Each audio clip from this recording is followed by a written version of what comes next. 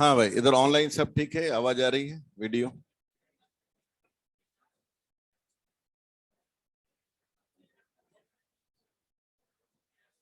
हाँ, बता देंगे प्लेन वगैरह।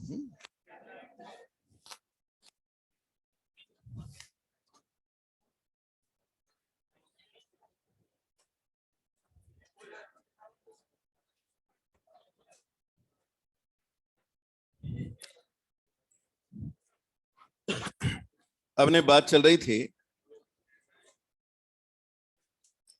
हमने बड़े बातचीत, प्लीज ये बंद करो थोड़ी देर।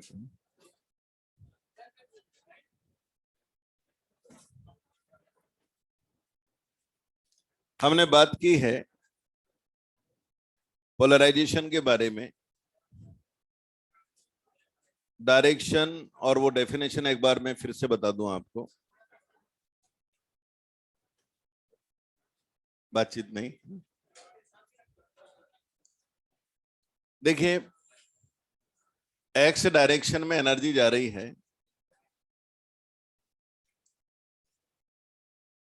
प्रोपोगेशन एक्स डायरेक्शन में है,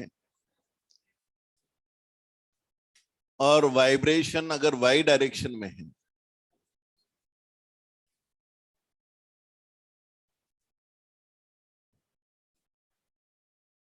तो हम कहेंगे लाइट हमारी वाई डायरेक्शन में पोलराइज्ड है, प्रोपोगेट एक्स डायरेक्शन में कर रही है, वाई डायरेक्शन में पोलराइज्ड है, क्योंकि वाइब्रेशन वाई में है।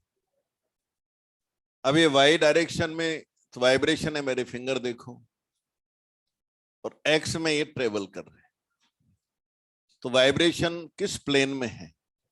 X Y. तो यहां एक्स वाई हुआ प्लेन ऑफ वाइब्रेशन। जो लाइट है हमारी, उसके वाइब्रेशन किधर है? वाई में। ये किधर पोलराइज्ड है? वाई डायरेक्शन में। तो इस वाई डायरेक्शन के परपेंडिकुलर जो प्लेन है, ये मेरी हथेली इस वाई डायरेक्शन के परपेंडिकुलर है या नहीं है? यहां पर ये प्लेन ऐसे आ जाएगा। अब ये हथेली किस प्लेन में है? फिंगर किधर है? एक्स में। और अंगूठा कौन सा प्लेन हुआ? इसे हम बोलेंगे plane of polarization. Direction of polarization के परपेंडिकुलर जो प्लेन है वो कहलाता है प्लेन ऑफ पोलराइजेशन। कई लोगों को दिक्कत थी, मैंने दूर की, अब ठीक है।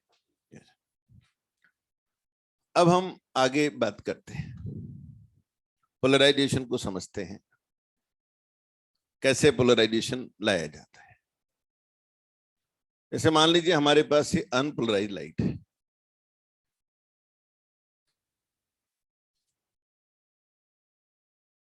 अनपोलराइज लाइट है।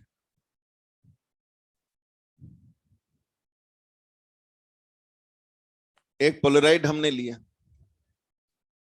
ये पोलराइड है। क्या होता है पोलराइड? एक डिवाइस होती है, क्या करती है? वो लाइट को पोलराइज करती है। कैसे करती है अगर मैं उसको समझाऊं? हर पोलराइड में एक एक्सिस होती है,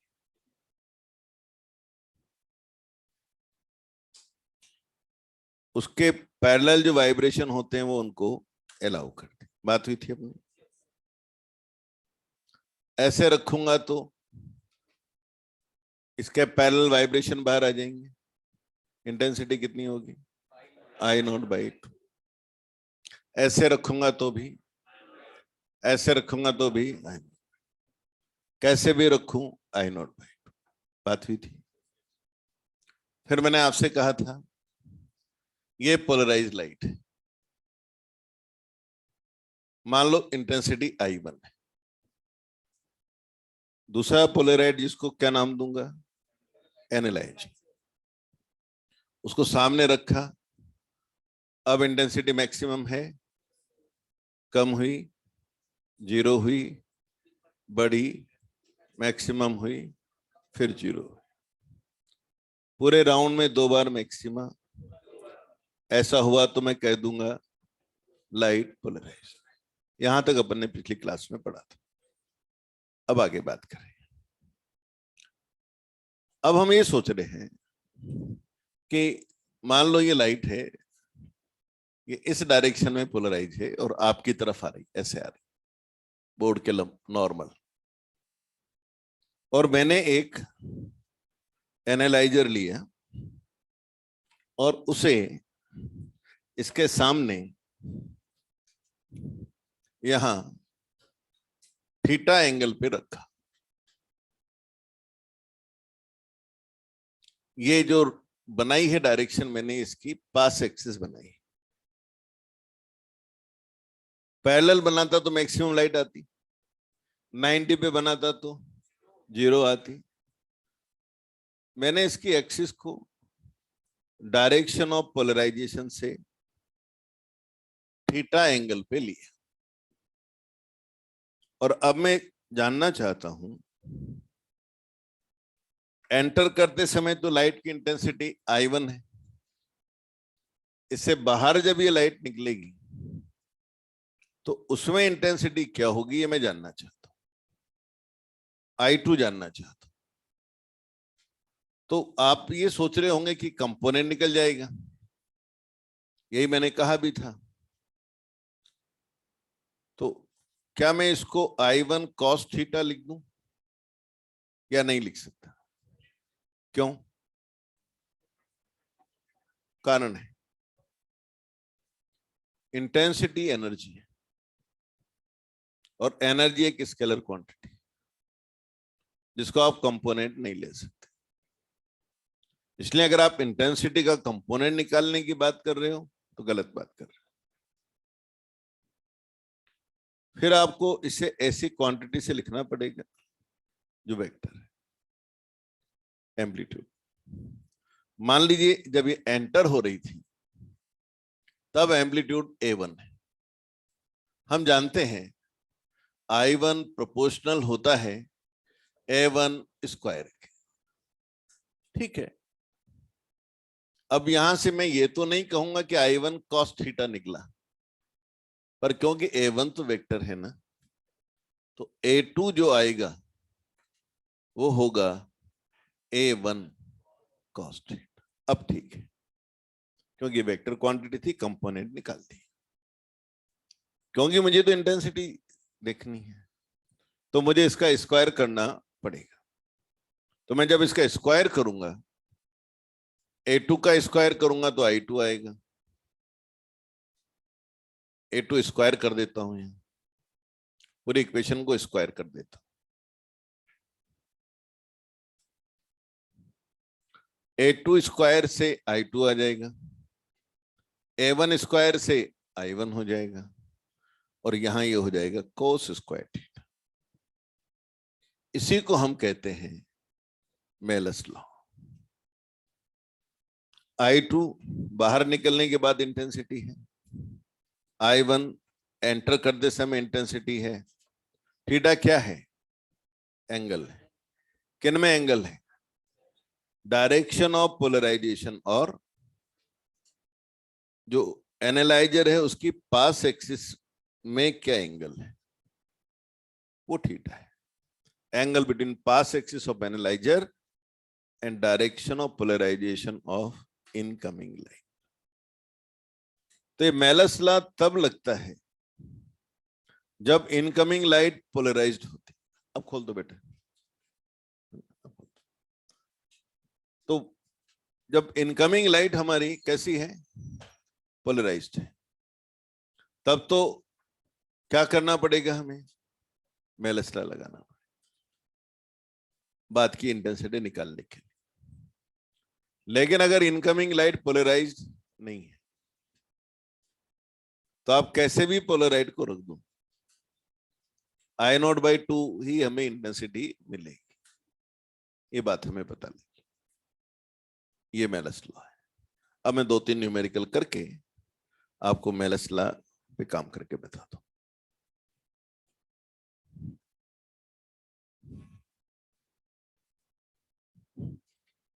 जैसे यहां ये लाइट है, अनपोलराइज लाइट है। ये लाइट कैसी है? अनपोलराइज। ये हमारे पास में एक पोलराइड है, 0 डिग्री पर है। दूसरा पोलराइड यहां है, उसके लिए मैंने लिख दिया 30 डिग्री पर है। और पूछा फाइनल इंटेंसिटी क्या होगी, ऐसा मैंने आपसे पूछा। अब बात यह है, सबसे पहले तो ये समझें, जब मैंने लिखा 0 डिग्री, इसका मतलब किससे 0 डिग्री? किससे 0 डिग्री? क्या जवाब देंगे? किससे 0 डिग्री? ये तो अनपोलराइज्ड है। एनालाइजर तो है ही नहीं, बात ही नहीं है, तो लाइट ही अब इसका मतलब समझो, जब मैं कहूं मैं 0 पर हूं, तो ये नहीं कि यहां कुछ 0 है, ये मतलब है कि रेफरेंस है। 0 किसी से नहीं है, मतलब आगे के एंगल इसके रेस्पेक्ट में मेजर करने हैं। वरना 0 क्या होता है? कुछ नहीं होता 0। समझ रहे बात को? तो जब मैंने कहा कि 0 डिग्री, इसका मतलब इसको क्या मानना है? रेफरेंस मानना है। इसकी एक्सिस से अगले वाले की एक्सिस, इसकी एक्सिस से अगले वाले की एक्सिस कितने डिग्री पर है? 30 पर। यानी ये अगर मेरा इस तरह है, मैं मान लो सोर्स, ये एनालाइजर, ये पोलराइजर पहले वाला, ये ऐसे है अगर, तो अगले वाला ऐसे नहीं है, होता तो इसको भी 0 लिखता। 30 है तो ये 30 यूं है, यूं भी नहीं, यूं मत सोच लेना, यूं। 90 लिखता तो मैं ऐसे लिखता इसको, ये 90। समझ रहे बात? यानी ये एंगल इसके रेफरेंस में लेना है। तो 0 मत ढूंढिए कि 0 किससे, 0 खुद अपने आप में एक रेफरेंस। अब क्योंकि लाइट मेरी कैसी है? अनपोलराइज्ड है, और उसके सामने मैंने पोलराइड रखा है, तो मैं जानता हूं कि I0/2 मिलेगा। तो यहां की इंटेंसिटी I1 होगी I0/2। अब मैं यहां देखूं, अगर क्या इससे जो लाइट निकलेगी वो पोलराइज होगी? क्या इसका एक्सिस वही होगा जो इसका है 0 डिग्री पर? वही पास होगा। अब इन दोनों में क्या एंगल बना डायरेक्शन में और इसकी एक्सिस में? 30 डिग्री का। यहां क्या चाहिए अपने को? रिजल्ट आएगा, फाइनल आएगा। आने वाला क्या है यहां? एंटर करने वाला I1 कितना है? I1 I0/2 cos square 30 degree कितना होता है? √3/2 कॉस 30, स्क्वायर होने से 3/4, 3/4 से मल्टीप्लाई करेंगे तो 3I0/8। ये अपना आंसर है। मेरे ख्याल से मेरी बात क्लियर हो गई। किसी को डाउट है तो बात करो।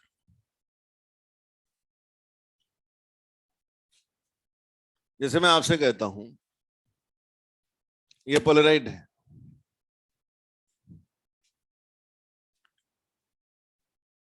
अनपोलराइज लाइट यहां है, 0 डिग्री पर है, ये वाला 60 डिग्री पर है, ये वाला क्रॉस्ड रखा है। कैसा रखा है? क्रॉस्ड रखने का मतलब 90 डिग्री। क्रॉस रखने का मतलब 90 डिग्री। कई बार वो लैंग्वेज यूज कर लेते हैं, अब हम ढूंढते रह जाए यार क्रॉस का क्या मतलब। इसका मतलब अगले लास्ट वाला पहले वाले से 90 डिग्री। आप कह रहे हैं, मैं तो नहीं कह रहा, मेरा तो क्वेश्चन है। कि फाइनली मुझे इंटेंसिटी क्या मिली। निकालिए जरा, करिए। 3 है इस बार। पहला 0 पर, दूसरा 60 डिग्री पर, तीसरा 90 डिग्री पर।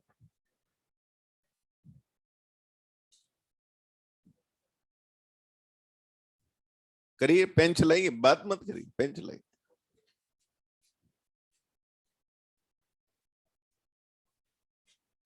कोई फर्क नहीं। 3 I नॉट बाई 32। कितने लोगों का आंसर है? 3 I नॉट बाई 32, ये सही आंसर है। जबकि आपने प्राइमा फेसी 0 बोल दिया था। फिर इसको प्राइमा फेसी मत बोलिए, फिर इसको सॉल्व करिए, तब सही आएगा। मतलब आप ही से सही हो गया और आप ही ने गलत बोला था। क्या होता है, हम एकदम जवाब देंगे ना तो गलत हो जाता है। ऐसे मत आदत बनाइए। जो भी कहा उसको अप्लाई करिए, जो भी आता है बोलिए। ये तरीका करने का। सीधा सोचेंगे, कई बार हम चूक जाते, और चूक जाते, हुई चूक सामने आपके। मैं इसको सॉल्व करके बताता हूं। यहां क्या इंटेंसिटी होगी? I1 बोलो, डायरेक्शन ऑफ पोलराइजेशन बोलो, किधर पोलराइज होगी ये, एंगल बोलो 0 डिग्री, इसके पैरेलल। इससे निकलने के बाद I2 बोलो, I2 equal to I0 by 2 और cos स्क्वायर 60, 1/2 का स्क्वायर 1/4। सब लोग एग्री कर रहे हैं कि नहीं? कर रहे हैं। I0 बाई 8 आ गया। अब यहां क्या लिखोगे? ये वैल्यू कितनी है? हाँ, तो ये अब लिख रहा हूं I0 बाई 8। अब बोलो cos स्क्वायर बोलो। यहां से निकलने के बाद इस लाइट का एक्सिस किधर है? इस लाइट का एक्सिस किधर है? इसके पैरेलल 60 डिग्री। निकलने के बाद जिससे वो निकला है ना, उसके पैरेलल ही उसके वाइब्रेशन आते हैं केवल। यही सीखा था हमने। जिनसे नहीं हुआ था सवाल समझ में आ गया गलती कहाँ हुआ था? गलती पकड़ना ही अपना टारगेट है। 60 क्यों लिखा समझ में आया? निकलने के बाद उसका एंगल 0 नहीं रहा, 60 हो गया, क्योंकि जो एक्सिस उसकी है उसके पैरेलल ही वाइब्रेशन बाहर आएंगे केवल। तो यहां आ जाएगा cos स्क्वायर 90 और 60 के बीच का एंगल 30। क्लियर हुआ बेटे? 30 लिख देता हूं और आंसर आ जाएगा I0 बाई 8। ये हो जाएगा 3/4। आंसर हो जाएगा 3I0 बाई 32।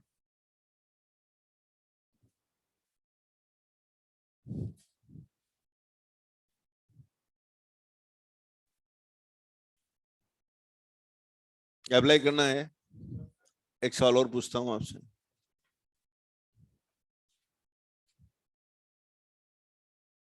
यहां अनपोलराइज लाइट है। पहले वाला थर्ड नंबर वाला क्रॉस्ड रखा है। थर्ड नंबर वाला क्रॉस्ड रखा है। बीच में एक और रखा है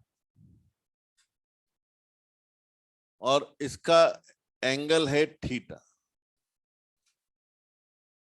बदल सकता हूं, थीटा चाहूं तो 30 लूं, जो भी मुझे लेना है।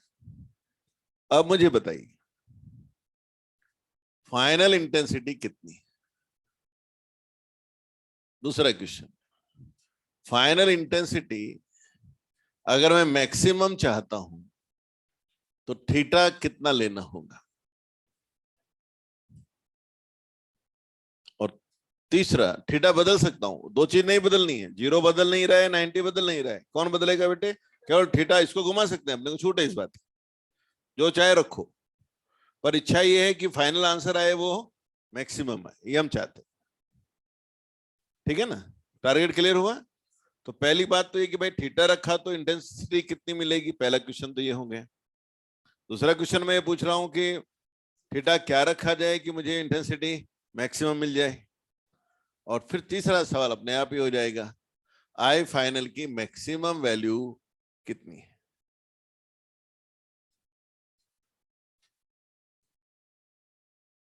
ये हमारा तीसरा सवाल।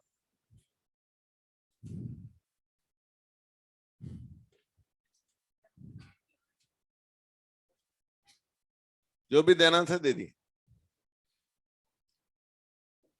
हाँ, आंसर थीटा की फॉर्म में आएगा। और थीटा हमें सोचना है कितना लिया जाए कि हम हमारी जो इंटेंसिटी है वो मैक्सिमम आ जाए। और लास्ट में वो मैक्सिमम जो भी आएगी वो कितना होगा। अब इसका आंसर है मैक्सिमम वैल्यू आएगी आई नॉट बाई 8, और वो तब आएगी जब आप थीटा को 45 लेंगे। कितने लोग सोच पा रहे हैं? जिनसे नहीं हुआ अब उनको मैं समझाता हूं, ध्यान से सुनो कहां गलती है आपसे। पहले से निकलने के बाद I1 बोलिए, I1 बोलिए, दूसरे से निकलने के बाद I2 बोलिए, I0/2 into cos square theta. अब I फाइनल लिख रहा हूं, इनकमिंग एनर्जी तो हो गई I0/2 कॉस थीटा स्क्वायर में। अब आप देखिए यहां जो वाइब्रेशन बाहर निकले हैं वो इसके पैरेलल बाहर निकले।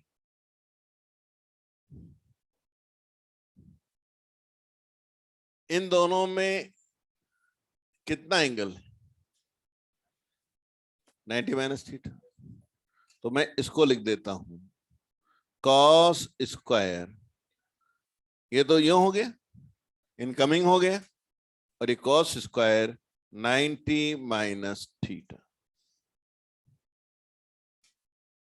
Cos square 90 minus theta sine square. तो आंसर होगा I0/2 cos square theta sine square theta.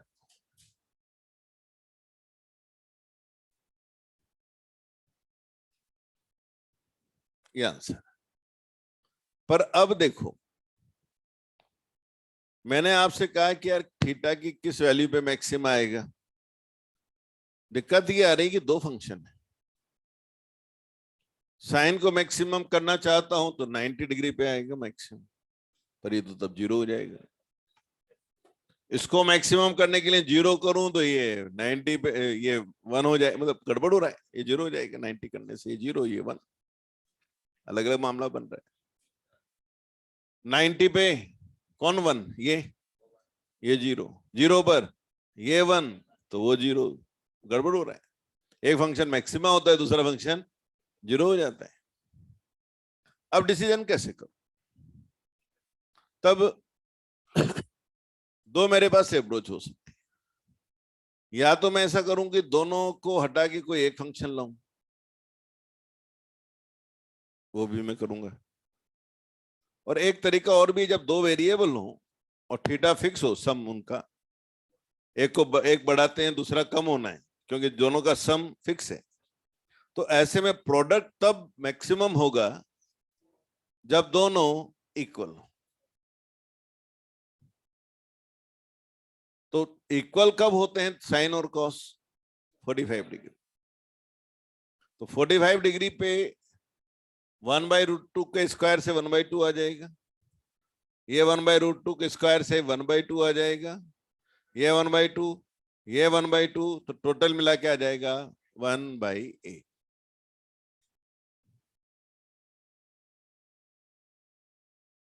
इस तरह से थीटा 45 ला सकते थे।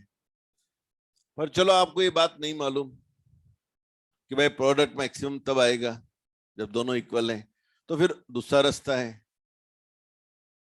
दो जगह थीटा की जगह एक करो। अब वो कैसे करें? तो हम सब जानते हैं कि साइन 2 थीटा होता है 2 साइन थीटा कॉस थीटा। तो यहां से साइन थीटा कॉस थीटा की वैल्यू आ जाएगी 1/2 sign 2 theta.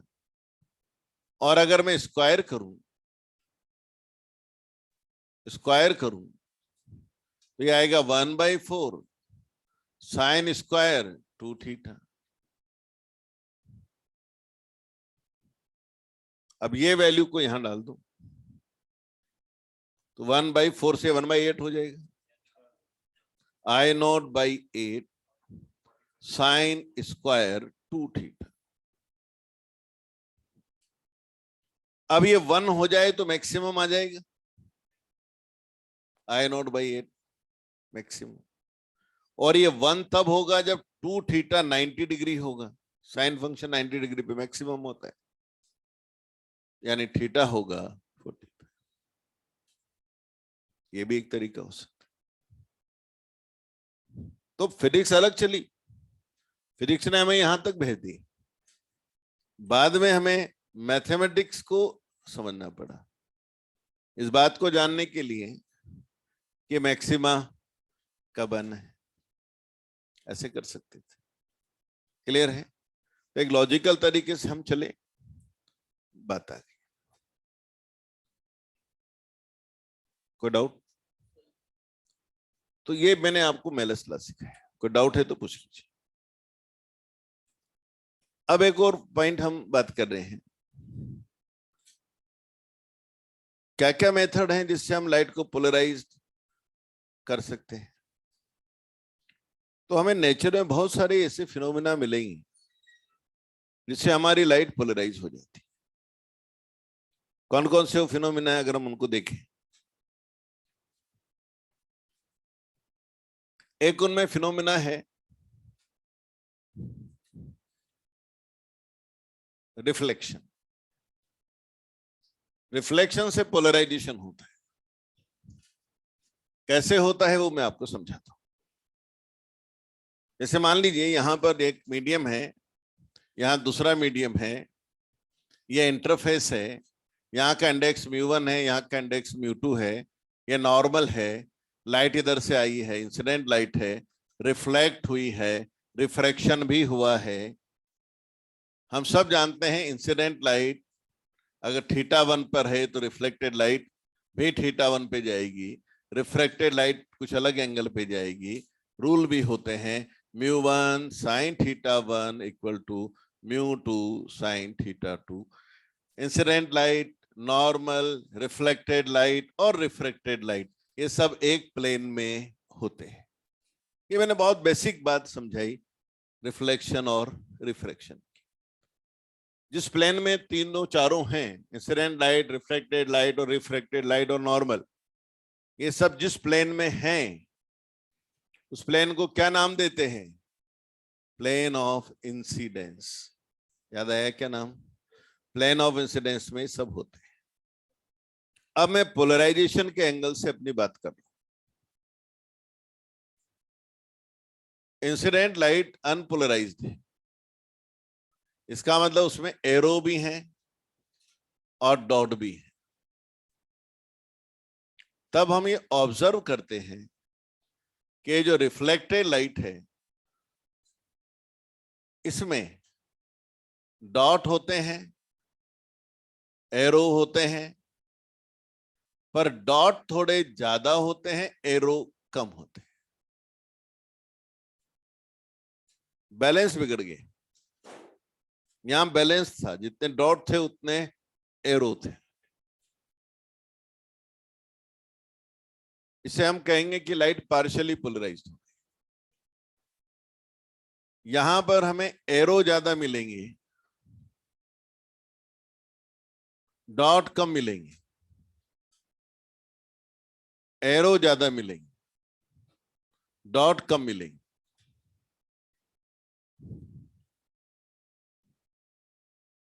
More arrows, less number of dots. Means reflected light and refracted light both are partially polarized. General behaviour तो ये है। बट हम क्या देखते हैं, जब हमारी लाइट एक पर्टिकुलर एंगल पर आती है, जिसे हम एंगल ऑफ पोलराइजेशन कहते हैं, जिसे हम ब्रूस्टर्स एंगल कहते हैं, उस पर अगर हम अनपोलराइज लाइट को भेजते हैं तो हम क्या देखते हैं कि जो हमारी रिफ्लेक्टेड लाइट है इसमें केवल डॉट्स हैं, एरो खत्म हो गए, यानी ये परफेक्टली प्लेन पोलराइज्ड हो गई। किधर है इसके वाइब्रेशन? डॉट है ना, किधर है? इंसिडेंट प्लेन में है या उसके नॉर्मल है? तो मैं ये कहूंगा at angle of incidence equal to angle of polarization, reflected light is completely polarized in the direction normal to plane of incidence. Normal to plane of incidence. और जो रिफ्रैक्टेड लाइट है उसमें अभी भी एरो हैं और कुछ डॉट भी है, यानी ये अभी भी पार्शियली पोलराइज्ड है। सवाल एग्जाम में आया, if incident light is at angle, if light is incident at angle of polarization, option उन्होंने डाले reflected light and refracted light both are polarized. दूसरा ऑप्शन डाला refracted light is polarized, reflected light is partially polarized. तीसरा डाला refracted light is partially polarized, reflected is polarized in the plane of incidence. फिर चौथा option डाला refracted light is partially polarized, reflected light is perfectly polarized, normal to plane of incidence. ये सवाल आया हुआ exam में।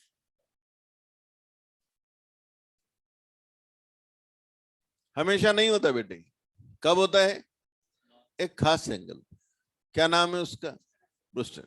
अब क्वेश्चन दिमाग में अपने आप आएगा कि उसको हम निकालेंगे कैसे, कि किस एंगल पे ऐसा होगा। तो इस एंगल पे एक खास बात और होती है, ये जो हमारा रिफ्लेक्टेड लाइट है और ये जो रिफ्रैक्टेड लाइट है ये एक दूसरे से 90 डिग्री पे होते हैं।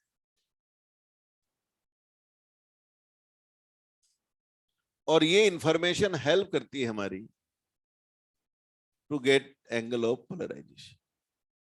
कैसे? देखो, आप खुद ही बताओ कि अगर इंसिडेंट एंगल थीटा पी है तो क्या रिफ्लेक्शन का एंगल भी इतना ही नहीं होगा? I equal to are.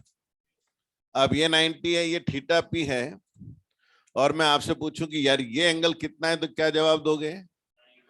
हाँ, 90 माइनस थीटा पी, क्योंकि टोटल मिला के 180 होता है। और ये लॉ लगा दें क्या? इसको लगाओ, μ1 sine theta P equals to μ2 sine 90 minus theta P. क्या होता है? Cos theta P. यहां से मिलेगा tan theta P is μ2 by μ1।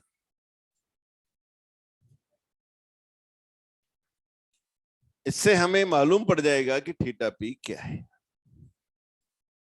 अच्छा, थीटा पी 45 से कम आएगा कि ज्यादा आएगा? 45 होता तो ये 1 होते, बराबर होते। अगर दूसरा मीडियम डेंस है तो ये 1 से ज्यादा होगा, यानी ये वैल्यू 45 से ज्यादा आएगी। और सेकंड मीडियम अगर रेयर है तो कम भी आ सकता, यानी इसकी एंगल 45 से ज्यादा आई तो मान लो सेकंड मीडियम डेंस है। और थीटा पी अगर कोई ने हमसे कहा गया थीटा पी 30 डिग्री है तो मान लो दूसरा मीडियम रेयर। तो हमें इससे ये जजमेंट भी आ जाता है और हम थीटा भी निकाल भी पाते। जैसे मैं आपसे कहूं ये इंटरफेस है, इधर 1 है, इधर √3 है,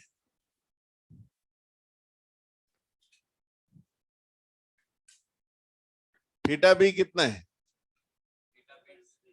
तो आप मुझे पहले पूछोगे लाइट किधर से आ रही। मान लो लाइट इधर से आ रही है,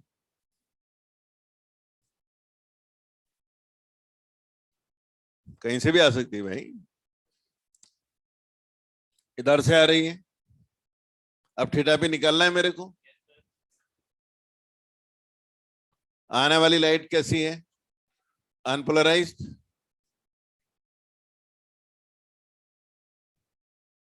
tan थीटा भी कितना लिखूं? 2 कौन है इस बार? 2 कौन है और 1 कौन है? आंसर आएगा 30 डिग्री।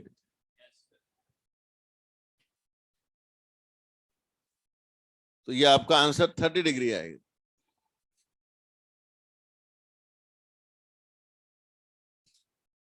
और अगर हम कहते हैं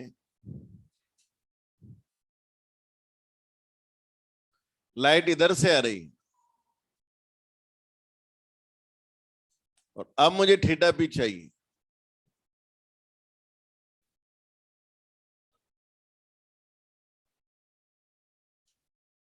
अब tan थीटा भी आप जब लिखोगे तो μ2 बाय μ1 थीटा भी 60 डिग्री। इंटरफेस देखो वही है, एक तरफ 1 है, दूसरी तरफ √3 है, इंटरफेस तो वही है। फॉर द गिवन इंटरफेस मैंने आपसे पूछा एंगल ऑफ पोलराइजेशन बताइए, तो आप फिर मुझसे पूछिए पहले लाइट कहां से आ रही, तब जवाब सही निकलेगा, वरना 2 आंसर आ सकते।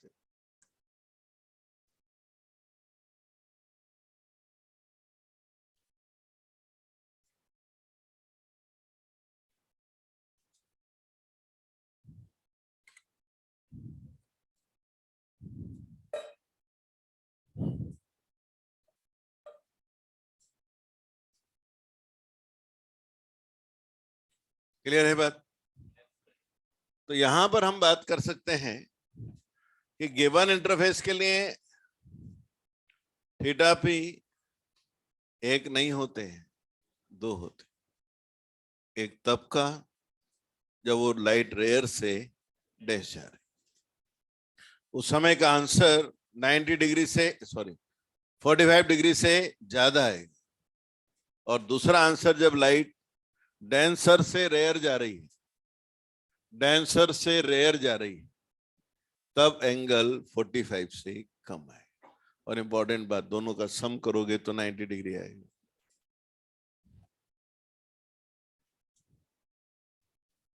दोनों का सम हमेशा 90 डिग्री आएगा, ऐसा हम कह सकते। तो एक बात हमने यहां पर कही, अब जैसे मैं आपसे कहूं एक और जो न्यूमेरिकल एग्जाम में आता है उसकी तरफ मैं आपको ले जा रहा हूं। वो हमें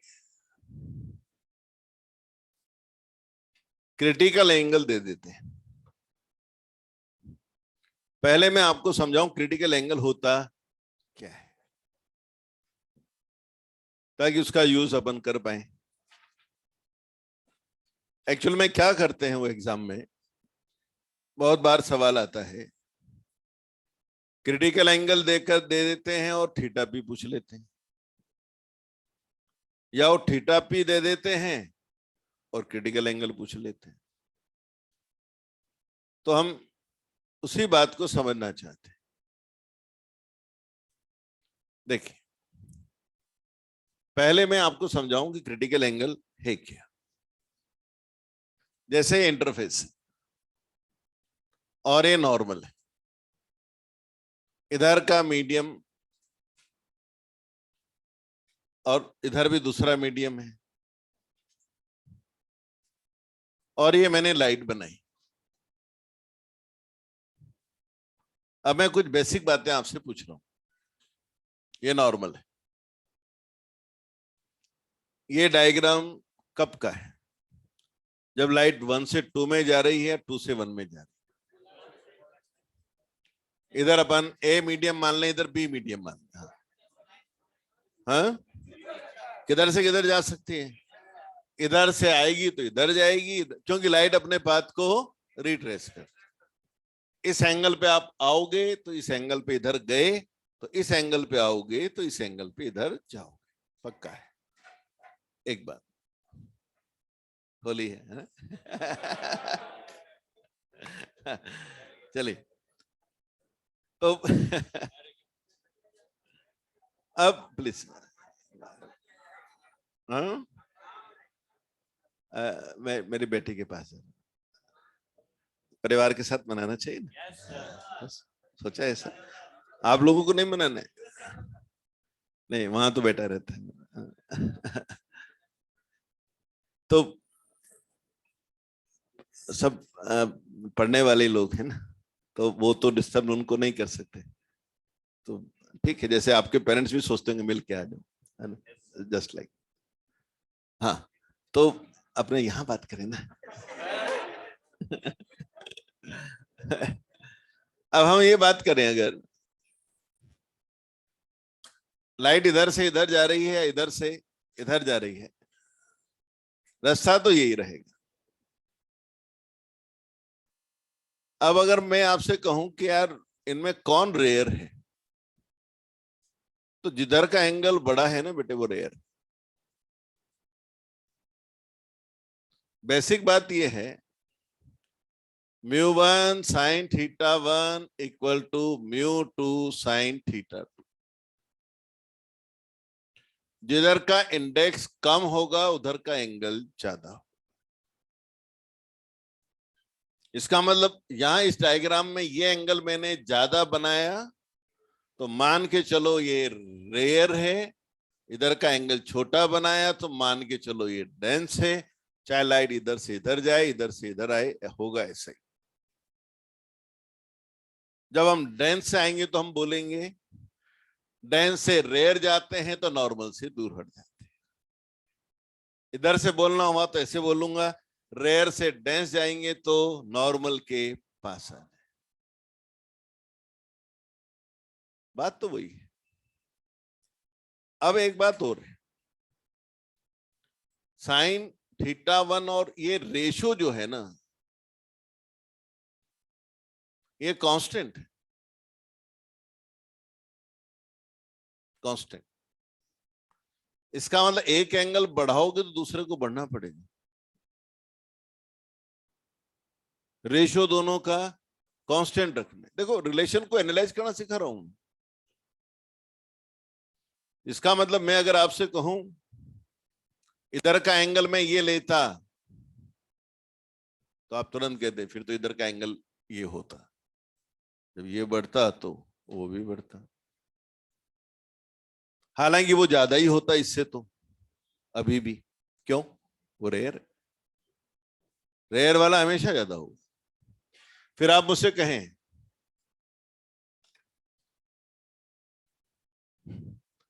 ये ऐसा है, बढ़ा दिया इसको, तो आप कहें सर ये भी बढ़ेगा। अरे ये तो बढ़ गया भाई, अब तो नहीं बढ़ेगा, अब तो आगे दिक्कत आने वाली है। ये मैक्सिमम हो गया जो होना था, 90 डिग्री। फिर मैंने कहा ये ज्यादा है, भले भले सर अब रहने दो। अब ये लाइट उधर जाना बंद हो, अब रिफ्रैक्शन होना बंद होगा। अब क्या होगा, हम वो रे ऑप्टिक्स में पढ़ेंगे। पर बात यह है कि जब रेयर में 90 डिग्री होता है, तब डेंसर में मैक्सिमम पॉसिबल एंगल आ जाता है। इसी का नाम है क्रिटिकल एंगल। डेंसर साइड का मैक्सिमम एंगल क्रिटिकल एंगल के बराबर होता है, इससे ज्यादा नहीं लेना है, वरना फिर रिफ्रैक्शन नहीं होगा यार, फिर तो रिफ्रैक्शन फिनोमेना ही होना बंद हो जाएगा। फिर क्या होगा, वो TIR होगा, ये होगा, वो होगा, हम आगे बात करेंगे। पर रिफ्रैक्शन हो रहा है ना, आना जाना चल रहा है ना, तो मान के चलो डेंसर में कभी भी एंगल आपका इस एंगल को एक्सीड नहीं करेगा, ये क्रिटिकल होता है। Critical angle is that angle in the denser side for which the angle in the rear side is 90 degree. That is known as critical angle. तो मैं इसको ऐसा लिख सकता हूं, ये म्यू आर है, एंगल यहां है 90 डिग्री, μ1 sin θ1, μ2, या डेंसर लिख दो, μ2, यहां का मैं एंगल कितना है इस समय, जब ये 90 है तब ये कितना है, θc, डेंसर। तो sin θc मिला μr बाई μd। ये अभी पोलराइजेशन का पार्ट नहीं था, ये तो बस मैंने आपको सिखाया क्योंकि वो सवाल को सिखाना था मुझे। वो आपको क्या करते हैं, sin θc दे देते हैं और पूछते हैं एंगल ऑफ पोलराइजेशन बताइए। तो पहले मुझे ये तो मालूम पड़े कि sin θc होता क्या है।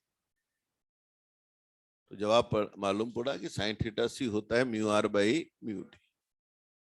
अब चलो मैं इसका न्यूमेरिकल एक दो करके बताऊं, फिर इनके और सवालों को मैं और ले जाऊंगा आगे। बहुत इंपॉर्टेंट है, कम से कम मेरे ख्याल से ऑप्टिक्स में सबसे ज्यादा सवाल आया है तो ये आया, हर बार कभी ना कभी किस तरह से कुछ ना कुछ पूछते रहते हैं। इसको किसको लिंक करते हैं, क्योंकि इससे दो टॉपिक कवर होते हैं, क्रिटिकल एंगल भी होता है और पोलराइजेशन भी कवर होता है, तो इस सवाल को बार बार करते हैं। और खास बात यह है, गिवन इंटरफेस के लिए क्रिटिकल एंगल तो एक होता है और एंगल ऑफ पोलराइजेशन दो होते हैं, तो ज्यादातर तो यही नहीं समझ पाते कौन सा वाला पूछा, क्योंकि अभी जैसे 1 और √3 का अपन ने सवाल किया था तो उसमें दो एंगल थे, दो आंसर थे, 30 भी था और 60 भी था। तो पहले तो ये मालूम होना चाहिए कि यार दो आंसर होते हैं, तो कौन सा वाला पूछा है हमसे, तब जाके तो सवाल होगा। अब देखो मैं एक दो छोटे न्यूमेरिकल करके और सवाल पूछता हूं, फिर उसको लेके चलते हैं। मैं 5-7 सवाल इसी बात पे करूंगा, बस छोटी सी बात है। sin θc क्या है, बेसिक बात समझो पहले। sin θc क्या है, mu rare by mu dense, ये sin θc। और tan θb क्या है, μ2 बाई म्यू। फंडामेंटल ये है, tan θp है μ2 बाई μ1 और sin θc है μr बाई μd। अब इसको मैं अप्लाई करने जा रहा हूं, जैसे मैं एक सवाल आपसे पूछूं,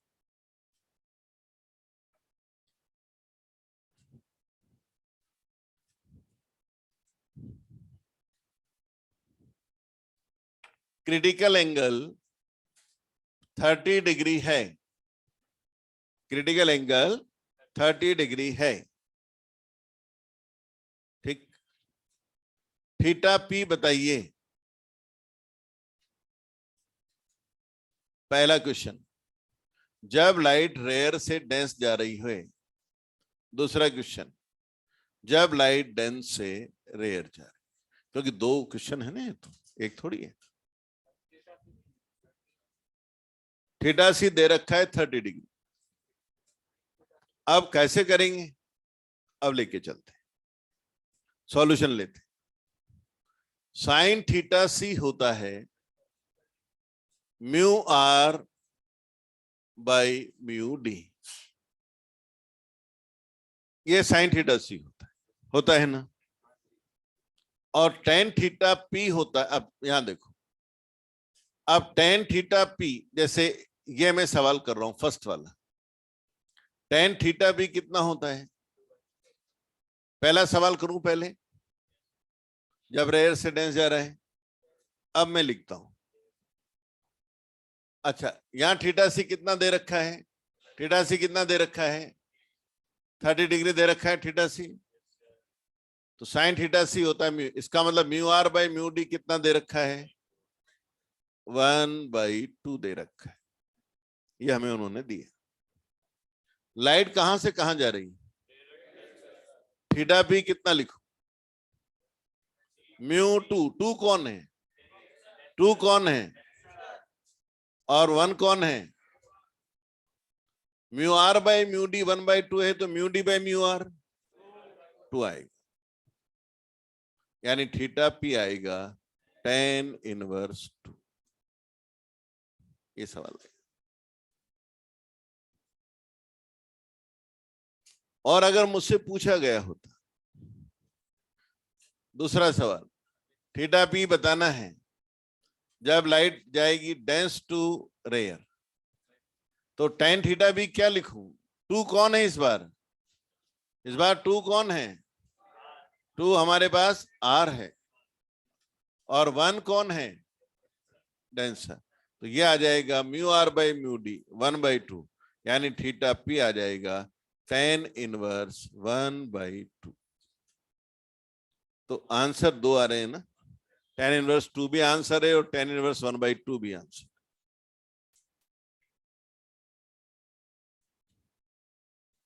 क्लियर?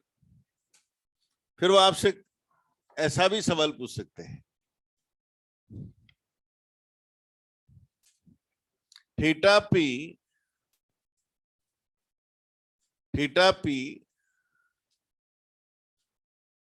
60 डिग्री है, थीटा सी बताइए। थीटा पी 60 डिग्री है, थीटा सी बताइए। अब देखो, अब ये पक्का है tan थीटा पी, अपन लिखते हैं ना, tan थीटा पी वो होता है म्यू 2 बाई म्यू 1। कितना दे रखा है? 60। इसका मतलब म्यू 2 बाई म्यू 1 कितना हुआ? √3। तो आप √3/1 कर लें। तो रेयर का कितना मानेंगे? 1, और डेंसर का √3। अब क्या पूछा? साइन थीटा सी क्या होता है भाई? Mu rare. रेयर का कितना है इसमें? और डेंसर का? तो आंसर आएगा थीटा सी आएगा साइन इनवर्स 1/√3। ये आंसर आ जाएगा।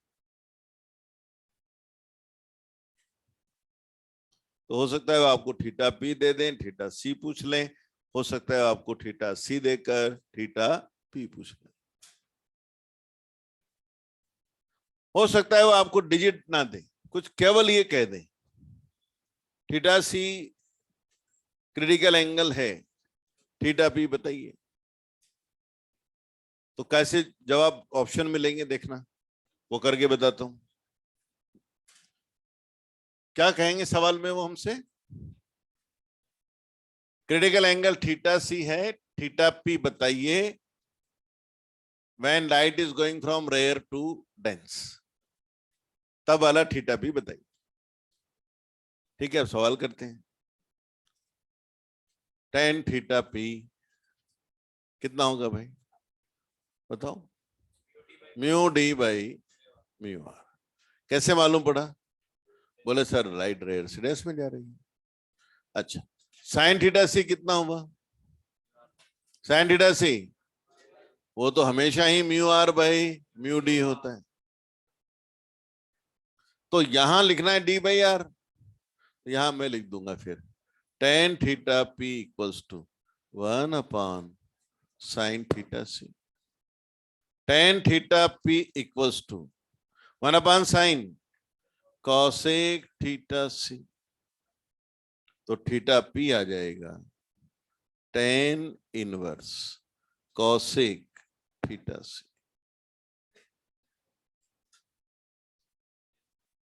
ऐसा पूछा जा सकता है, और ऐसे ही पी देकर सी पूछ सकते हैं। तो पी देकर सी वैल्यू नहीं दिया, ऐसा कोई डिराइव करवा लेंगे। तो कुछ भी सवाल बना लेते हैं, पर बेसिक बात इतनी सी जो जवाब देते समय ध्यान रखनी है कि tan थीटा p होता है μ2 बाई μ1 और थीटा c होता है μr बाई μt। बस ये दो बात हमारे दिमाग में है तो सवाल हो जाएगी। क्लियर? जब हमारी लाइट एंगल ऑफ इंसिडेंस उसका है कितना, एंगल ऑफ पोलराइजेशन के बराबर, तो क्या होगा, रिफ्लेक्टेड लाइट पूरी तरह से पोलराइज्ड और रिफ्रैक्टेड लाइट पार्शियल, और दोनों के बीच एंगल 90 डिग्री, और रिफ्लेक्टेड लाइट का direction of polarization normal to the plane of incidence. मेरे ख्याल से टॉपिक क्लियर हो गया। तो ये मैं आपको समझा रहा था कि ब्रूस्टर एंगल क्या है या एंगल ऑफ पोलराइजेशन क्या है।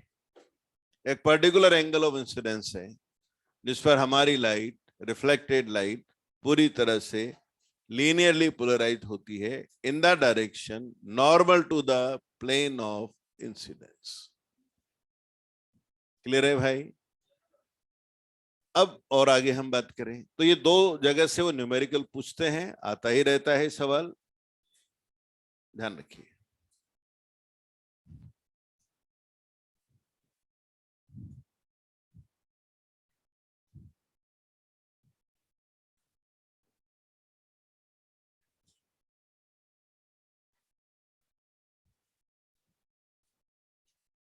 अब हम और सोचते हैं पोलराइजेशन में, तो थ्योरेटिकल बातों पे भी कुछ आती है चीजें। हमारे बात दिमाग में आती है और कौन कौन सी मेथड है जिससे हम लाइट को पोलराइज कर सकते हैं। ये बात तो सही है कि रिफ्लेक्शन ने भी पोलराइजेशन किया, पोलराइड भी हमने लिया था, तब कह दिया था ये पोलराइड, ये नहीं कहा था कि इसमें क्या है। ये जो पोलराइड्स होते हैं बाजार में मिलते हैं, ये एक फिनोमेना पर बेस्ड होते हैं। उनमें एक प्रॉपर्टी होती है डाइकोरिक प्रॉपर्टी। कौन सी? ये एक ऐसी प्रॉपर्टी है जिसमें मटेरियल एक डायरेक्शन के वाइब्रेशन को अलाउ करता है और परपेंडिकुलर वाइब्रेशन को एब्जॉर्ब करता है, सेलेक्ट करके एब्जॉर्ब करता है। परपेंडिकुलर डायरेक्शन जो होती हैं उनको पैरेलल को तो अलाउ करता है, और उसकी जो पास एक्सिस होती है उसके परपेंडिकुलर को सेलेक्ट करके एब्जॉर्ब करता है, अलाउ नहीं करता, ब्लॉक कर देता है। ये मानिए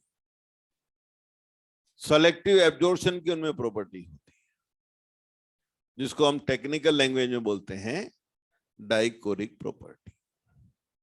ऐसे मटेरियल नेचर में है। एग्जाम्पल है टूरमैलीन क्रिस्टल।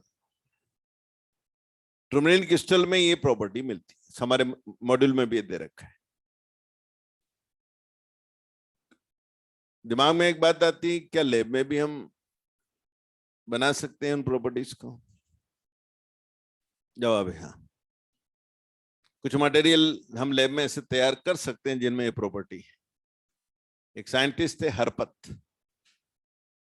उन्होंने एक ऑर्गेनिक कंपाउंड क्यूनिन आयोडोसल्फेट में इस प्रॉपर्टी को देखा और उसकी मदद से उनका क्रिस्टल्स का यूज करके शीट तैयार की। उन क्रिस्टल्स को उन्होंने नाम दिया हरपत, हरपेथाइट, हरपत साइंटिस्ट के नाम से हरपेथाइट्स। उनमें प्रॉपर्टी थी, पर वो बहुत बड़ी साइज के नहीं बन पाए थे। अब जो हम बनाते हैं पॉलीराइट्स, उनमें हम पॉलीमर्स का यूज करते हैं। एक पॉलीमर है पॉलीविनाइल अल्कोहल, उसमें उसको मॉलिक्यूल को, उसके मॉलिक्यूल को स्ट्रेच करके उसमें आयोडीन इंप्रेग्नेट करते हैं, उससे उसमें ऐसी कंडक्शन प्रॉपर्टीज आ जाती हैं जिससे वो डाइकोरिक बिहेवियर दिखाने लगता है। उससे शीट तैयार की जाती, जिन्हें हम एच पोलराइड के नाम से जानते हैं। वो भी थोड़ा सॉफ्ट होते हैं। उनकी मॉइस्चर को हटाने के लिए हाइड्रोजन क्लोराइड जो डिहाइड्रेट करता है, उसकी प्रेजेंस में उनको थोड़ा हीट ट्रीटमेंट दिया जाता है। उससे वो थोड़ा हार्ड भी हो जाते हैं, ब्लैक भी हो जाते हैं थोड़े से, उनमें डाइकोरिक प्रॉपर्टी थोड़ी बढ़िया भी हो जाती है। बाजार में वो के पोलराइड के नाम से मिलते हैं। तो एच पोलराइड, के पोलराइड, ये पॉलीमर से बनाए जाते हैं। और जिस प्रॉपर्टी का हम यूज करते हैं उसका नाम है डाइकोरिक प्रॉपर्टी, या उसको बेटे हम सेलेक्टिव एब्जॉर्प्शन की प्रॉपर्टी भी कह सकते हैं। उसका दूसरा नाम है उसी प्रॉपर्टी का सेलेक्टिव एब्जॉर्प्शन की प्रॉपर्टी। क्लियर? और भी तरीके हैं, जैसे अपन ने रिफ्लेक्शन में देखा था कि भाई डॉट डॉट डॉट रिफ्लेक्ट हो गए, नीचे पार्शियली वो रहा, कुछ डॉट थे, ज्यादातर एरो थे, फिर एक बार और रिफ्लेक्शन करवा दो, डॉट और रिफ्लेक्ट हो जाएंगे, और अल्टीमेटली लास्ट में क्या बचेगा? एरो। यानी ऐसे अगर हम रिफ्लेक्टर का एक ग्रुप बना लें तो फाइनली रिफ्लेक्टेड जो लाइट मिलेगी वो भी तो पोलराइज मिल जाएगी। वो भी तरीका है। नेचर में एक और तरह के क्रिस्टल मिलते हैं जिनमें डबल रिफ्रैक्शन की प्रॉपर्टी होती है। कैल्साइट क्रिस्टल, क्वार्ज क्रिस्टल, इनमें डबल रिफ्रैक्शन की प्रॉपर्टी होती है। कैल्साइट क्रिस्टल का शायद नाम आपने सुना भी, निकोल प्रिज्म तैयार किया जाता है उससे, उसमें डबल रिफ्रैक्शन की प्रॉपर्टी। उस क्रिस्टल में जब लाइट भेजते हैं आप कैल्साइट में, तो आपकी लाइट दो पार्ट में स्प्लिट हो जाती है। उसमें एरो भी मिलते हैं और उसमें डॉट भी मिलते हैं, दो म्यूचुअली दोनों पोलराइज होती हैं। निकोल प्रिज्म बनाते समय कनाडा बाल्सम वगैरह का यूज करके इनमें से एक का TIR करवा लेते हैं, एक हम ले लेते हैं। पर इस प्रॉपर्टी का यूज निकोल प्रिज्म में किया जाता है। ऐसे ही एक और फिनोमेना है स्कैटरिंग, उससे भी पोलराइजेशन होता है। सनलाइट आती है, हमारा एटमॉस्फेयर है, गैस मॉलिक्यूल इसमें है, आपने नाम सुना होगा, बात पढ़ी जरूर होगी। आसमान का नीला रंग स्कैटरिंग की वजह से, रेले स्कैटरिंग होती। सुबह के वक्त सन का कलर रेड, शाम को भी रेड, वो स्कैटरिंग से होता है। रेले स्कैटरिंग जो लैम्डा की पावर 4 के इनवर्सली प्रोपोर्शनल होती, याद आ रहा है? ये स्कैटरिंग पोलराइजेशन भी करवाती। एक्चुअल में क्या होता है यूं समझो आप, लाइट आती है, लाइट में इलेक्ट्रिक फील्ड होता है, वो हमारे इन मॉलिक्यूल को डाइपोल बना देता है, इलेक्ट्रिक डाइपोल। और क्योंकि इलेक्ट्रिक फील्ड ऑसिलेट कर रहे हैं तो वो डाइपोल भी ऑसिलेट करते हैं और वो एनर्जी का सोर्स बन जाते हैं। लाइट की एनर्जी को मॉलिक्यूल लेता है, डाइपोल बनकर उस एनर्जी को फिर से निकालता है। इसी प्रोसेस का नाम स्कैटरिंग है। और जब वो लाइट वापस निकालता है तो उसके वाइब्रेशन कुछ डायरेक्शन में अवेलेबल होते हैं, कुछ में नहीं होते हैं। एज ए रिजल्ट वो लाइट पार्शियली पोलराइज्ड हो जाती है। यानी स्कैटरिंग प्रोसेस भी लाइट को पोलराइज करती है। तो कोई हमसे कहे कि भाई क्या ये लाइट आसमान में जो बिखरी हुई है क्या ये पोलराइज्ड है, तो आप कहेंगे हाँ, पार्शियली पोलराइज्ड है। रिफ्लेक्शन से होता है पोलराइजेशन, रिफ्रैक्शन से होता है, डाइकोरिक बिहेवियर से होता है, डबल रिफ्रैक्शन से होता है, स्कैटरिंग से होता है। ये मेथड है जिनसे हम पोलराइज लाइट ला सकते हैं। तो ऐसा थ्योरेटिकल जानकारी भी हमारे होनी चाहिए। लैब में भी हम इनको तैयार करते हैं पोलराइड को पॉलीमर्स की हेल्प से। और दो न्यूमेरिकल इसमें हमसे पूछते हैं, एक मेलस लॉ पर और एक एंगल ऑफ पोलराइजेशन। ये चैप्टर अपना इस तरह से रहता है। क्लियर हो गया? कोई डाउट है तो बात करें। हाँ, angle of incidence theta P के। हाँ,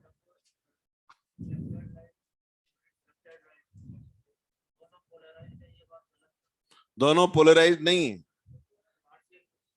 रिफ्लेक्टेड परफेक्टली हैं, रिफ्रेक्टेड पार्शियली। जब एंगल आपका एंगल ऑफ पोलराइजेशन के बराबर है तो केवल ये लाइट परफेक्टली पोलराइज्ड है, ये वाली तो पार्शियली है।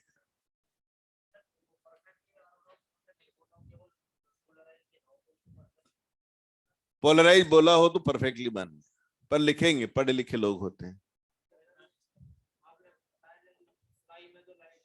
वो पार्शियली पोलराइज्ड नहीं बोलेंगे। मन से क्वेश्चन मत बनाओ। देखिए, आप मन से क्वेश्चन बनाएंगे तो खुद ही अपने लिए समस्या खड़ी कर देंगे। आप सवाल करें, नहीं आए तो अपन बात करेंगे। कभी भी कहीं आया हो ऐसा तो अपन तब विचार करें ना, ऐसा होगा ही नहीं, क्योंकि वो भी जानते हैं हमें क्या पूछना है, तो वही पूछेंगे जो रीजनेबल है। कई बार हमें पेपर्स में दिख जाते हैं सूरपटांग सवाल, उसका कारण भी आप जानते हैं, पेपर बनाने वाले को पता नहीं होता क्या बना रहे हो, ऐसे भी हो जाते हैं कई बार। पर परफेक्शन से कोई काम करता है तो ये बात पूछेगा ही। क्लियर है? तो अपन ऐसे अंदाजा मत लगाओ ऐसा हो गया तो क्या होगा, नहीं होना वही जो हमने कहा है ना, पक्का है।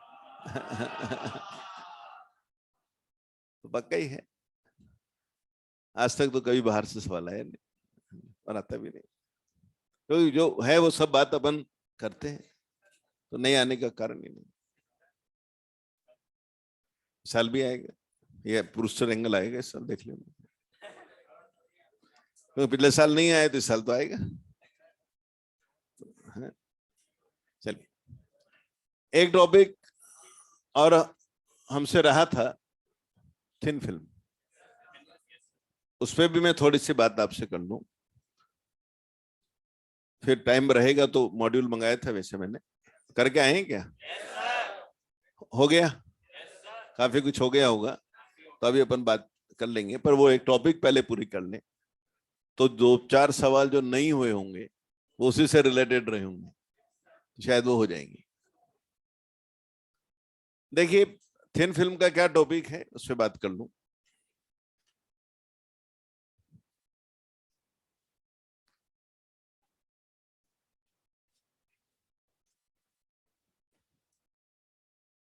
थिन फिल्म में एग्जाम्पल अगर हम एक बार सोचें,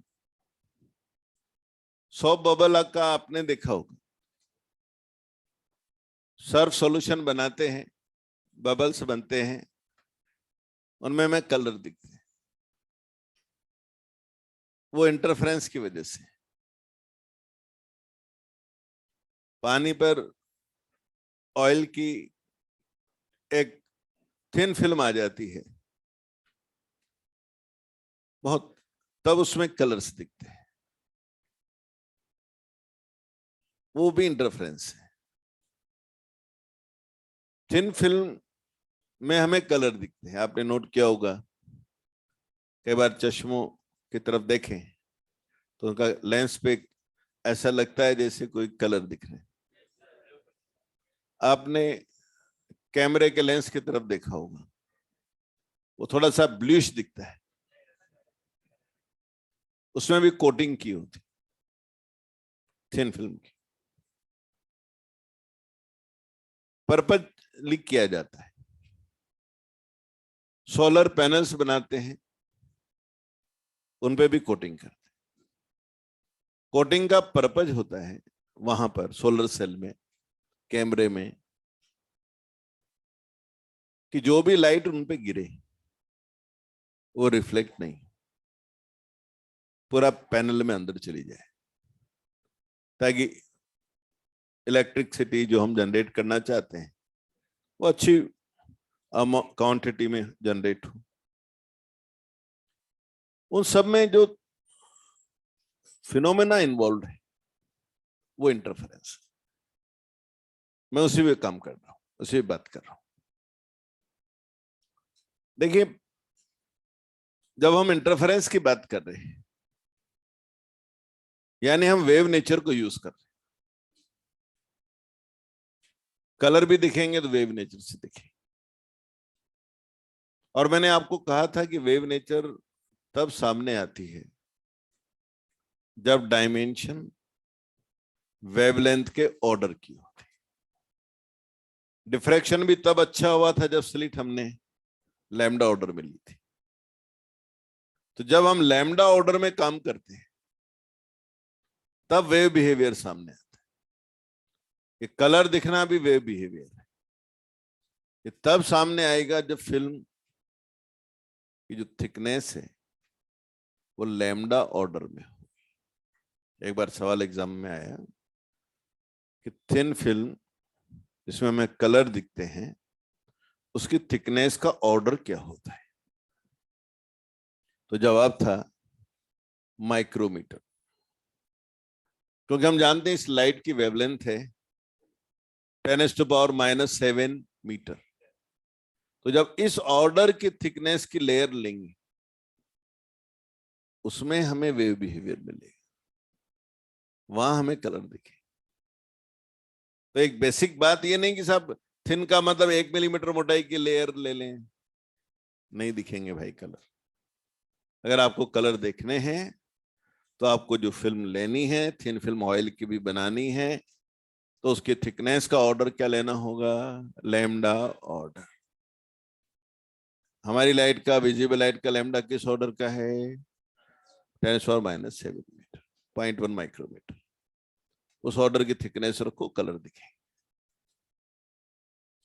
तो एक बात मैंने समझाई कि क्या ये बात, अब मैं उसको समझाता हूं, क्योंकि हमारे दिमाग में एक बात और भी बनी हुई है कि इंटरफेरेंस में तो सुपरपोजिशन होता है, सुपरपोजिशन भी कोहेरेंट वेव में होना चाहिए, तब इंटरफेरेंस मिलता है। फिर आप कहेंगे सर यहाँ कहां से कोहेरेंट सोर्स आ गए, किनमें इंटरफेरेंस हो गया। एक बात तो दिमाग में आ रही, अब हम उसी को डील करना चाह रहे हैं। यहां पर मान लीजिए ये थिन फिल्म है, थिकनेस इसका टी है, रिफ्रैक्टिव इंडेक्स इसका म्यू। लाइट यहां से आ रही,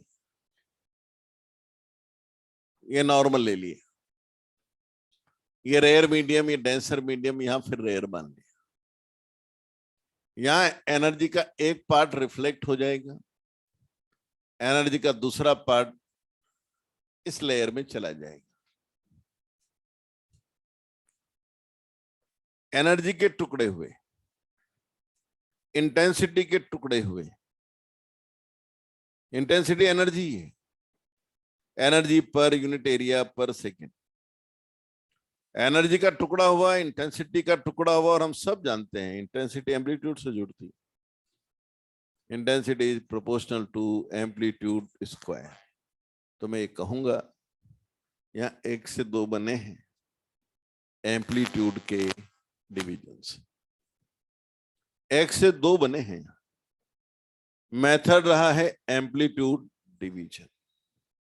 1 से 2 हमने बनाए थे YDSC में भी, वहां वेव फ्रंट को डिवाइड किया था। वहां हमने स्लिट ली थी, उसके सामने 2 स्लिट रखी थी, वेव फ्रंट पहुंचा था, यहां पर नया वेव फ्रंट मिला था, वेव फ्रंट का डिवीजन हुआ था। 1 से 2 बनाने के 2 तरीके हम काम में लेते हैं, एक वेव फ्रंट डिवीजन, और दूसरा एम्पलीट्यूड डिवीजन। तो ये जो थिन फिल्म है, इसमें हम 1 से 2 जो बनाते हैं एम्पलीट्यूड डिवीजन मेथड से बनाते हैं। एक सवाल ये भी आया हुआ है। अब क्या होगा, इनमें सुपरपोजिशन करवाना है, कैसे होगा? ये लाइट यहां पहुंचेगी, यहां पर फिर रिफ्लेक्ट होगी और एक हिस्सा बाहर भी आएगा, यहां पहुंचेगी, नॉर्मल लिया, फिर बाहर भी निकलेगी और हिस्सा रिफ्लेक्ट भी होगा, फिर यहां पहुंचेगी, हिस्सा रिफ्लेक्ट भी होगा, बाहर भी निकलेगी। इन दोनों में भी सुपरपोजिशन होगा, इंटरफेरेंस मिलेगा। यहां भी इन दोनों में सुपरपोजिशन होगा, इंटरफेरेंस मिलेगा। रिफ्लेक्शन में भी कलर दिखेंगे, ट्रांसमिटेड लाइट में भी कलर दिखेंगे, और इस तरह से हम ये वेव हमें मिल पाती है। मेथड रहता है एम्पलीट्यूड डिवीजन। पहले मेथड था वेव फ्रंट डिवीजन। अब क्वेश्चन ये बना, मैक्सिमा मिनिमा की कोई कंडीशन रहती होगी, वो भी एक बार बात कर लेते हैं। जैसे यहां हम सोच रहे हैं, रिफ्लेक्शन में हम सोच रहे हैं,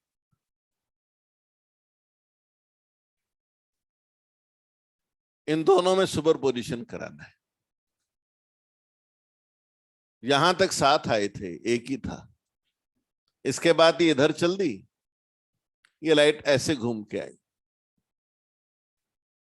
चलिए हम ऐसा करते हैं, यहां से परपेंडिकुलर डाल देते हैं,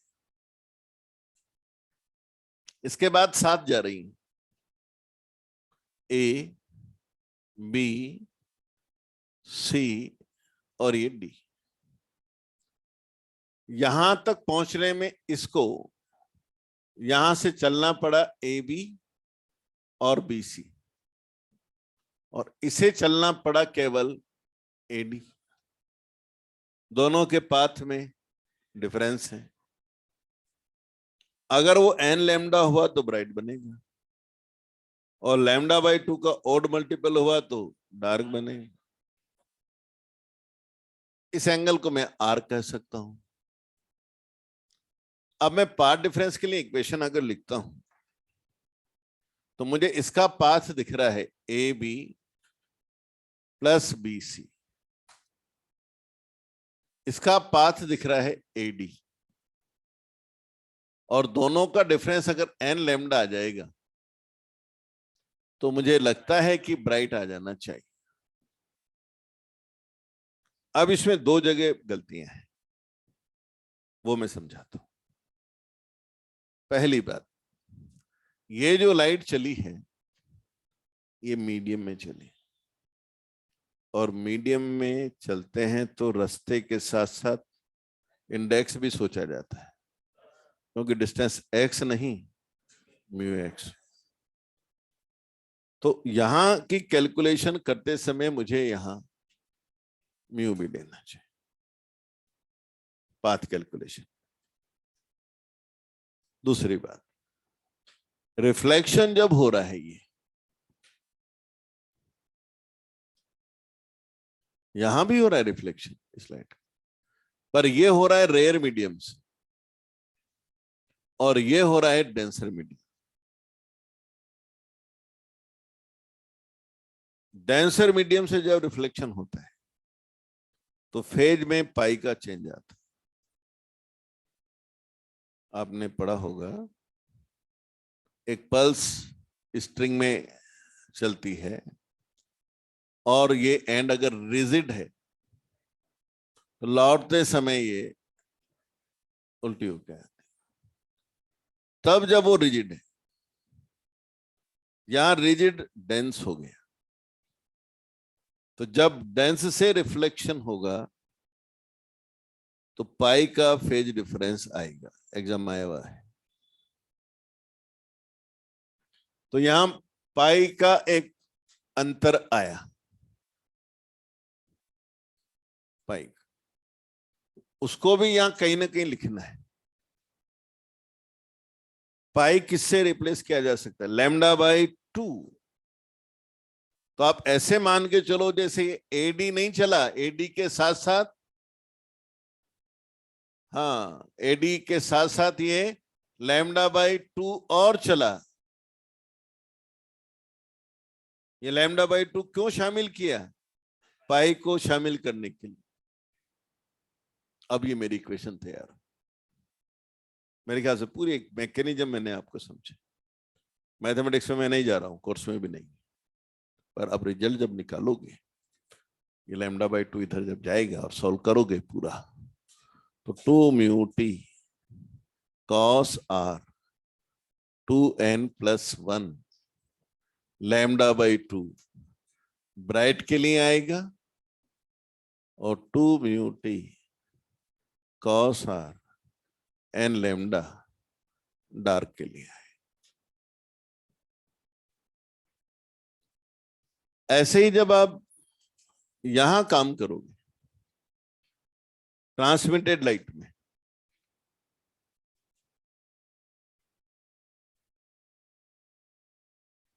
तब आप देखोगे ब्राइट के लिए आएगा 2 mu T cos R N lambda, और डार्क के लिए आएगा 2 mu T cos R 2n+1 lambda by 2। बोले सर ये चेंज हो गई दोनों कंडीशन, जो यहां ब्राइट की थी वो डार्क की बन गई, जो यहां डार्क की थी वो यहां क्यों हो गया? क्योंकि इसमें वो पाई वाला अंतर नहीं आएगा,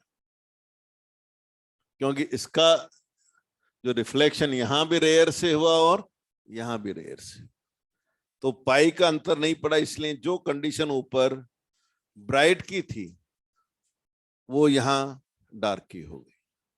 उससे क्या असर पड़ा? जैसे इधर रेड कलर का मैक्सिमा मिला किसी एंगल पर, तो इस जगह उसी एंगल पर हमें रेड का मिनिमा मिले। उससे क्या हुआ? जैसे व्हाइट लाइट आई, व्हाइट लाइट आई, रेड कलर ने मैक्सिमा दिखाया,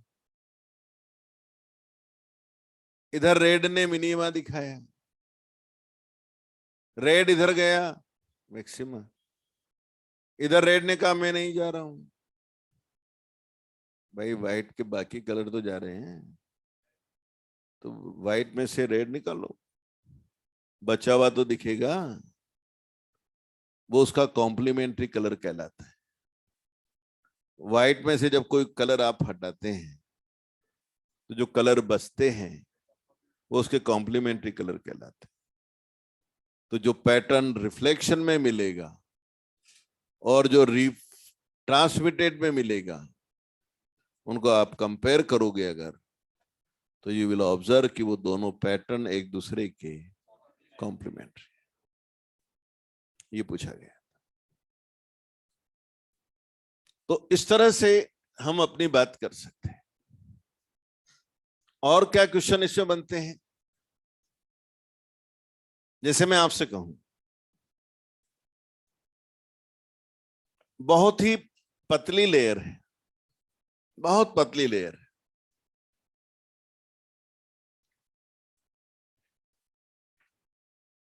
यहां से लाइट आ रही है, मैं यहां से इसको देख रहा हूं, इसकी थिकनेस 0 जैसी है, थिकनेस नेग्लिजिबल है। अब ये फिल्म मुझे कैसी दिखेगी? ये फिल्म मुझे कैसी दिखेगी? अगर मैं ये सोच रहा हूं, देखते हैं कैसी दिखेगी। क्या लाइट का एक हिस्सा अपर सरफेस से लौटेगा? लौटेगा। कितना फेज डिफरेंस के साथ लौटेगा? पाई से।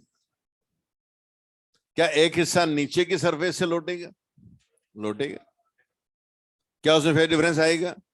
नहीं आएगा। पाथ चला है वो, पर हमने खुद ही ने कह दिया कि थिकनेस नेग्लिजिबल है। तो अब इन दोनों में फेज का डिफरेंस कितना है?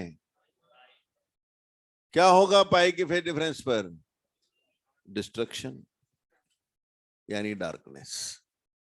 इसका मतलब बहुत थिन फिल्म जो होती है वो डार्क दिखती है।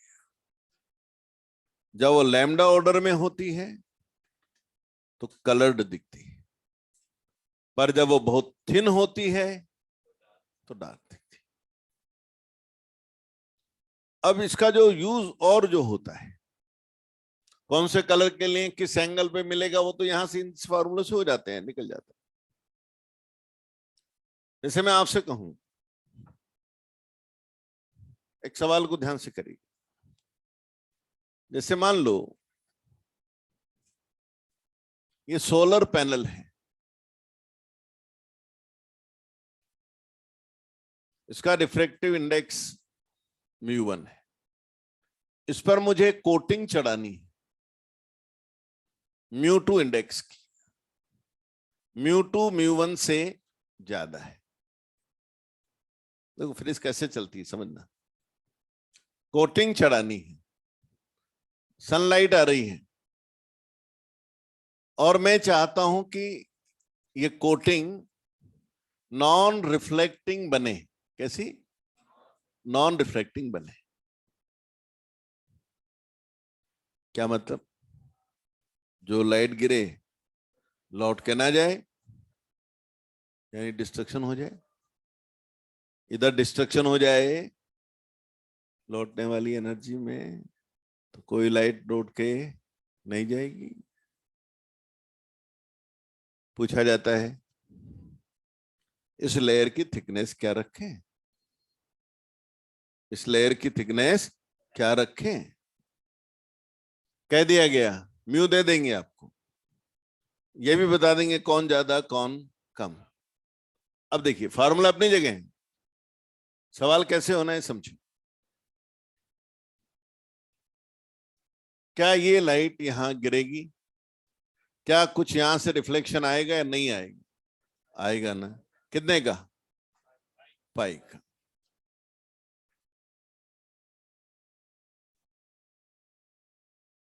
लाइट अंदर जाएगी, कितना चलेगी? टी। रिफ्लेक्ट होगी या नहीं होगी? होगी। नीचे से लौट के आएगी। क्या यहाँ पाई का अंतर आएगा या नहीं आएगा? नहीं आएगा, मत लिखो नहीं आएगा तो। क्या ये अंदर आई? कितना चल के? लौटते समय मीडियम में चली क्या? कुल कितनी चली? 2T। Optically 2 μT। 2 μT चली या नहीं चली? फिर बोलो। जो लाइट नीचे से आई ना उसके बारे में बता रहा हूं। ऊपर वाली लाइट में तो पाई आ गया। क्यों आया? क्योंकि उसका रिफ्लेक्शन डेंसर से हुआ। बात खत्म। सबको देखना पड़ता है फेज, है ना। नीचे वाले का मामला बिठा रहा हूं। क्या वो ट्रेवल करके आई? कितना? लौटी टी। आना जाना 2T। मीडियम में आना जाना 2 μT। बात हो गया। क्या कोई रिफ्लेक्शन से फेज वेज बदला? नहीं बदला, उसकी बात करने की जरूरत नहीं है ना। पाथ कितना चला? 2T या 2 μT? उससे फेज कितना चेंज हुआ? उससे चलने की वजह से फेज चेंज होता है 2π/λ इंटू पाथ डिफरेंस। जिसने पाथ चला, पाथ 2 μT चला ना, तो इसका फेज बदला 4 pi mu T by lambda. क्या इतना फेज चेंज हुआ या नहीं हुआ? ऊपर वाले का फेज कितना चेंज हुआ था और इसका कितना चेंज हुआ? हाँ, इतना। तो दोनों में अंतर आया, अंतर आया इतना। गलत किया सही किया? सही है ना? और क्या चाहता हूं, डिस्ट्रक्शन या कंस्ट्रक्शन? अंतर कितना चाहता हूं, पाई 2 पाई, या तो पाई या 3 पाई या 5 पाई। याद आ गया? डाउट है रोक दो मेरे को। पाई लिख दिए, इसको इधर ले आऊं। 4 pi mu T by lambda equal to 2 pi. तो टी आया लैम्डा अपॉन कितना, 2 म्यू। इतनी मोटाई की आप लेयर चढ़ा दो, वो नॉन रिफ्लेक्टिंग बन जाएगी, क्योंकि इन दोनों में डिस्ट्रक्शन हो जाएगा और डिस्ट्रक्शन से एनर्जी खत्म हो जाती, कोई एनर्जी लौट कर नहीं जाए। तो जितने भी नॉन रिफ्लेक्टिंग फिल्म चढ़ाते हैं ना अपन कैमरे पे, चश्मे पे, ये उनकी कैलकुलेशन बताई मैंने आपको। फिर समझाऊं क्या? कितने लोग फिर समझना चाहते हैं? फिर समझाता हूं।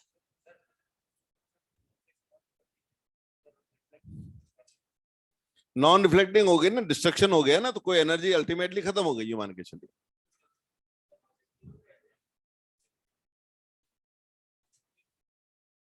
डिस्ट्रक्शन, जीरो और पाई का अंतर,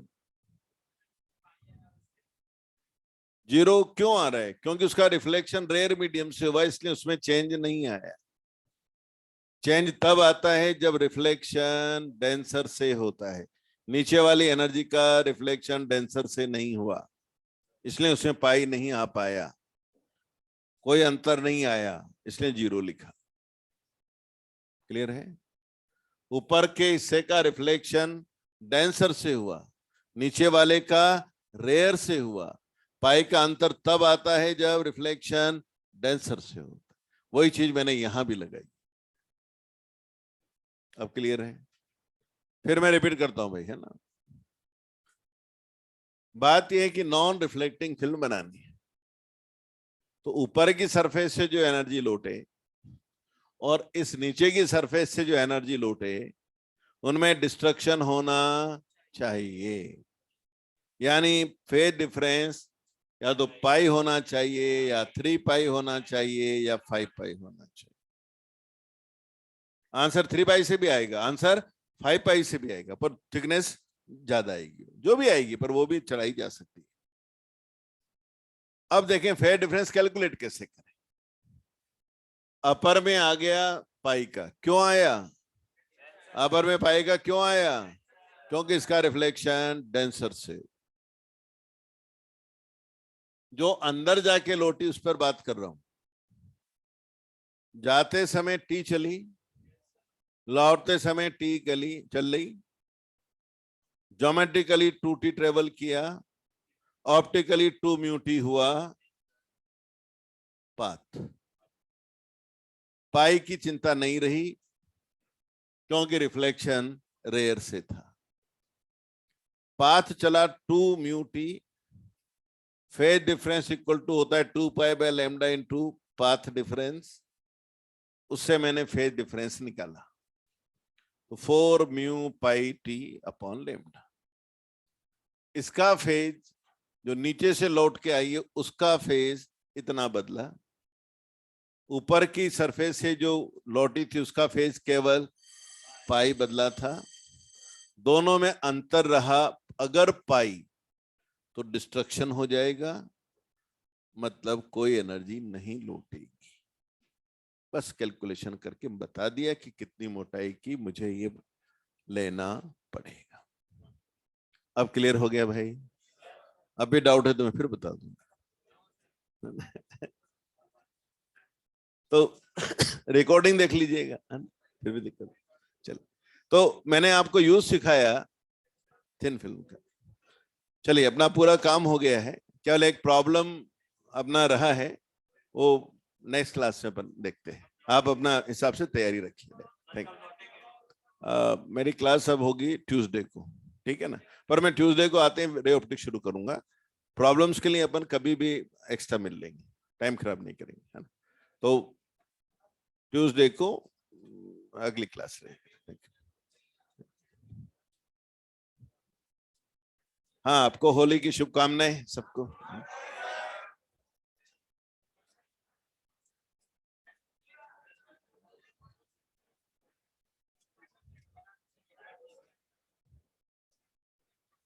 हाँ भाई, सब इधर ठीक है?